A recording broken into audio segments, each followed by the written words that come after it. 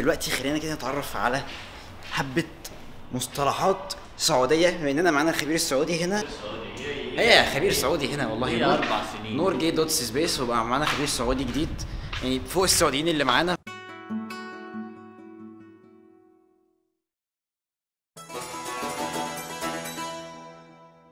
انس عمار بيجي كتير في هنا. لا انا اوفيشال. انا مسميه عندي عمار ال سعود. جاب السعوديه واليمن. ما اعرفش اسمه عمار ايه اصلا. عمار بن علي. عمار بن علي. قول لنا يا نور يعني ايه تميلح؟ هنستنى انس صح؟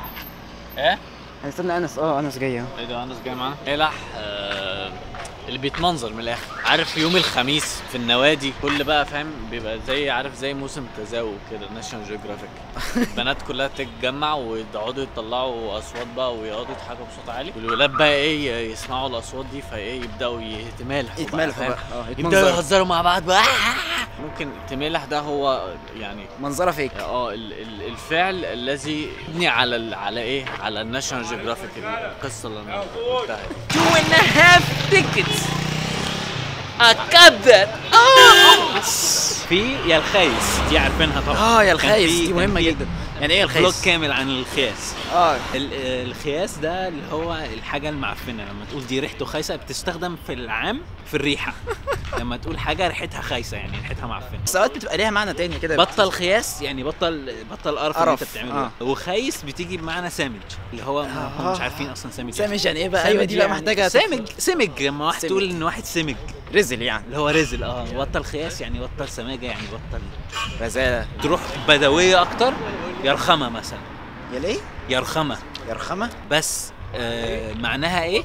معناها يلي مالكش اصل. يعني انتوا ماشيين معايا غصب عنكم. استنى لوحدي هروح اكل. في حديث كان بيقول ان كان في حد من الصحابه بيقول ان احنا في نعمه جدا ان هم عندهم 3 انواع بلح بياكلوها.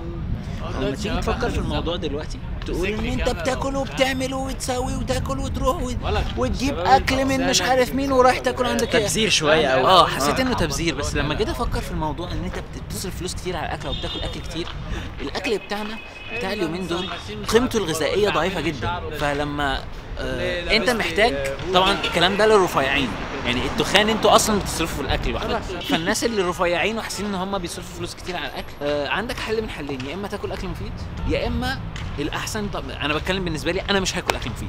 انا صعب جدا ان اكل اكل مفيد عشان يومي شكله مختلف. فالاكل الكتير وقيمه غذائيه قليله على الاقل هيقضي غرض الحاجات اللي انت محتاجها. لا وخاصه ان احنا اصلا مش بناكل غير لو احنا جعانين، يعني مثلا مش وانت مش هتصرف في الاكل غير لما يعني الاكل عندك مش اولويه. بس احنا مش هنعمل اعلان. احنا مش هنعمل اعلان مش هنعمل اعلان للكبده وشارع. يلا ايه زلابه المصطلح الثاني؟ زلابه ورخامه زي الرخامه دي. عشان كنت بفكر بس اعتقد يا هو يا حاجه ثانيه. بس هنقول نرجع في البلوج مثلا النهارده ايه؟ كمل مع نور.